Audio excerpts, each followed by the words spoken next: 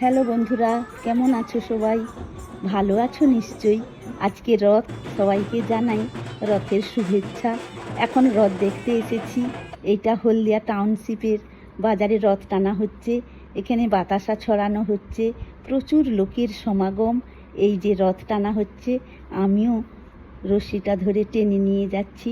জগন্নাথের রথ টানা একটা আলাদাই মজা, বলে বোঝানো যাবে না। প্রতি বছর রথ টানতে এসে থাকি। এবার মেলাতে চলে এসেছি। মেলা মানে জিলিপি ভাজা, চপ ভাজা, কি নেই দোকানে। কেমন প্যাঁচ দিয়ে দিয়ে জিলিপি ভাজছে, দেখার মতো। সেই সঙ্গে পাঁপড় ভাজা, দেখলেই জিভে জল এসে যায়। ছোটোবেলার কথা মনে পড়ে যায়। এখানে লাইন দিয়ে নিচ্ছি পুরী থেকে আসা মহাপ্রভুর প্রসাদ। প্রতি বছর দিয়ে থাকি। আর সেই সঙ্গে বাচ্চাদের আকর্ষণে নানান রকমের বেলুন, যা বাচ্চাদের আনন্দ দিয়ে থাকে।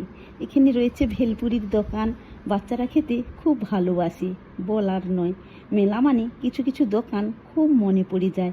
রথ থেকে নেবে ঠাকুর, সব এখানে পুজো হয় প্রতিদিন। আর পাশের প্যান্ডেলে নাম সংকীর্তন হচ্ছে, প্রচুর ভক্ত এসেছেন। আজ উল্টো রথ, তাই বাবার বাড়ি যাচ্ছি মহিষাদলের রথ দেখতে। এখন চলে এসেছি। এরা সবাই রথ টানছে, বন্ধুদের কাদা মাখাচ্ছে, আর নিজেরা কাদা মেখে একেবারে ভূত হয়ে গিয়েছে।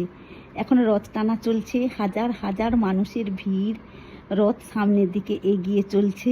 রথের রশ্মি খুব মোটা হয়। একদিকে ছেলেরা আর একদিকে মেয়েরা টানে, কোনো অসুবিধে হয় না। সুব্যবস্থা রয়েছে।